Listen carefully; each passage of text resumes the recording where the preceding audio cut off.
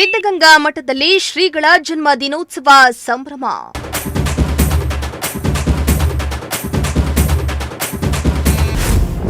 ಜನ್ಮ ದಿನೋತ್ಸವದ ಅಂಗವಾಗಿ 119 ಮಕ್ಕಳಿಗೆ ನಾಮಕರಣ.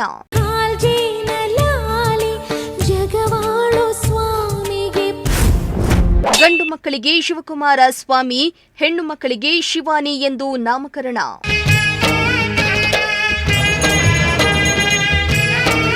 ನಡೆದಾಡುವ ದೇವರು ತ್ರಿವಿಧ ದಾಸೋಹಿ ಶ್ರೀ ಶ್ರೀ ಶಿವಕುಮಾರ ಸ್ವಾಮೀಜಿಯ ಜನ್ಮ ದಿನೋತ್ಸವ ಕೇವಲ ಏಪ್ರಿಲ್ 1ಕ್ಕೆ ಮಾತ್ರ ಸೀಮಿತ ಆಗಿಲ್ಲ.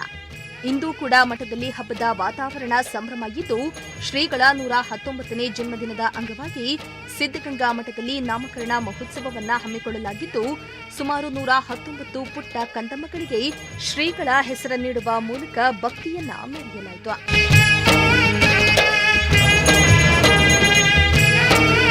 ಶಿವಕುಮಾರ ಮಹಾಸ್ವಾಮೀಜಿ ದಾಸೋಹ ಟ್ರಸ್ಟ್ ವತಿಯಿಂದ ಕಳೆದ 8 ವರ್ಷಗಳಿಂದ ಶ್ರೀಗಳ ಹುಟ್ಟುಹಬ್ಬದ ಅಂಗವಾಗಿ ಮಕ್ಕಳಿಗೆ ಶ್ರೀಗಳ ಹೆಸರನ್ನಿಡುವ ಮೂಲಕ ಅರ್ಥಪೂರ್ಣವಾಗಿ ಶ್ರೀಗಳ ಹುಟ್ಟುಹಬ್ಬವನ್ನು ಆಚರಣೆ ಮಾಡಿಕೊಂಡು ಬರಲಾಗ್ತಾ ಇದೆ. ಇದೀಗ ಶ್ರೀಗಳ 119ನೇ ಜನ್ಮ ದಿನೋತ್ಸವದ ಅಂಗವಾಗಿ ಸುಮಾರು 119 ಮಕ್ಕಳಿಗೆ ನಾಮಕರಣ ಶಾಸ್ತ್ರವನ್ನ ಅರ್ಥಪೂರ್ಣವಾಗಿ ಮಾಡಲಾಯಿತು. ನಾಮಕರಣ ಶಾಸ್ತ್ರದಲ್ಲಿ ಗಂಡು ಮಕ್ಕಳಿಗೆ ಶಿವಕುಮಾರ ಸ್ವಾಮಿ ಅಂತ, ಹೆಣ್ಣು ಮಕ್ಕಳಿಗೆ ಶಿವಾನಿ ಎಂದು ಹೆಸರಿಡಲಾಯಿತು.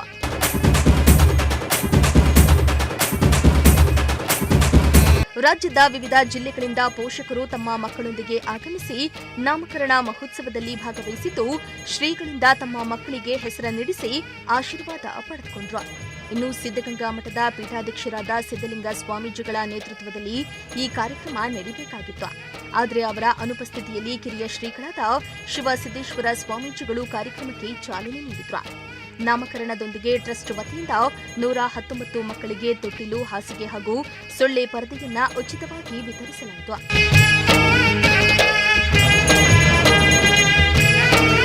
ಇನ್ನು ಈ ವೇಳೆ ಮಾತನಾಡಿದ ಕಿರಿಯ ಶ್ರೀ ಶಿವಸಿದ್ದೇಶ್ವರ ಸ್ವಾಮೀಜಿ, ಪೂಜ್ಯ ಶಿವಕುಮಾರ ಶ್ರೀಗಳ ಹೆಸರನ್ನ ಮಕ್ಕಳಿಗಿಡುವ ಮೂಲಕ ಅವರ ಹೆಸರು ಮುಂದಿನ ತಲೆಮಾರಿಗೆ ಅಜರಾಮರವಾಗಿ ಉಳಿಬೇಕು ಎಂಬುದು ಈ ಕಾರ್ಯಕ್ರಮದ ಆಶಯವಾಗಿದೆ.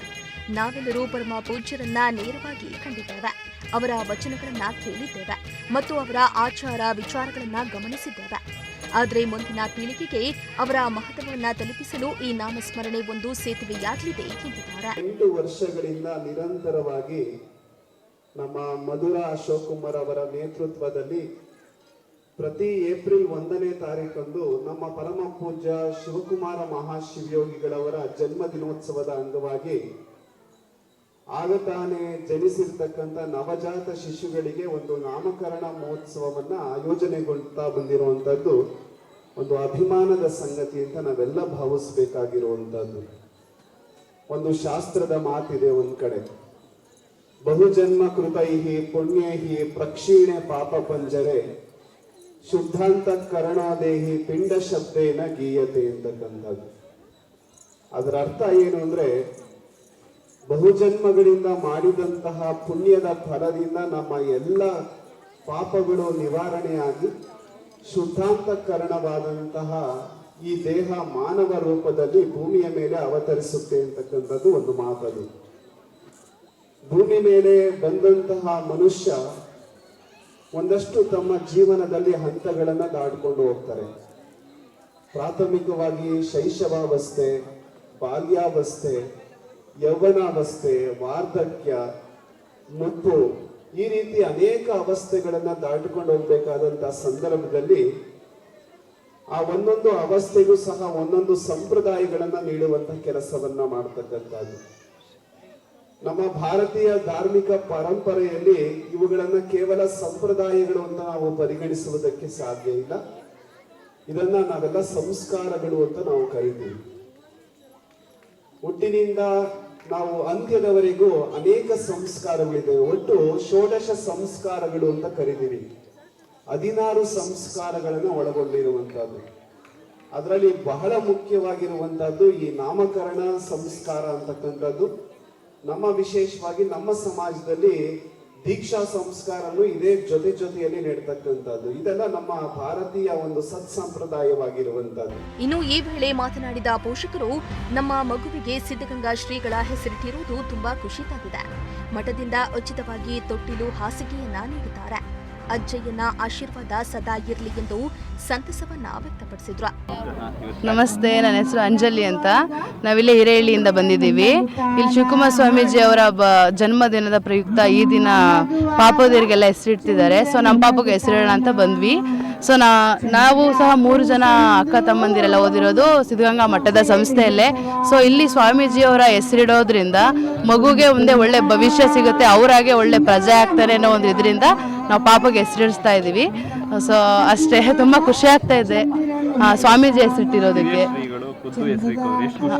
ತುಂಬ ಖುಷಿ ಆಗುತ್ತೆ. ಅವರು ನಮ್ಮೂರವರೇ, ಮೈನಹಳ್ಳಿ ಅಂತ ನೆಲಮಂಗಲದ ಊರಿಂದಾನೇ ಅವರು ಇಲ್ಲಿಗೆ ಸ್ವಾಮೀಜಿ ಆಗಿರೋದು. ಸೊ ತುಂಬ ಖುಷಿ ಆಗ್ತಾ ಇದೆ. ಶಿವಕುಮಾರ್ ಅಂತ ಸರ್, ತುಂಬ ಖುಷಿ. ನನ್ನ ಹೆಸರು ಅಂಜಲಿ ಅಂತ. ಪಲ್ಲವಿ ಅಂತ. ನಾವು ಊಟಿಗೆರೆಯಿಂದ ಬಂದಿದ್ದೀವಿ. ನಮಗೆ ಯಾರೋ ಹೇಳಿದರು ಈ ಥರ, ನಮ್ಗೆ ಬಂದು ತುಂಬ ಖುಷಿ ಆಯಿತು. ನಮ್ಮ ಪಾಪುಗೆ ಹುಟ್ಟೆಸರು ಶಾಯಿಂದನೇ ಬಂದಿರೋದ್ರಿಂದ ನಾವು ಪಾಪುಗೆ ಶಾರ್ವಿಕಾ ಶಿವಾನಿ ಅಂತ ಇಟ್ಟಿದ್ದೀವಿ.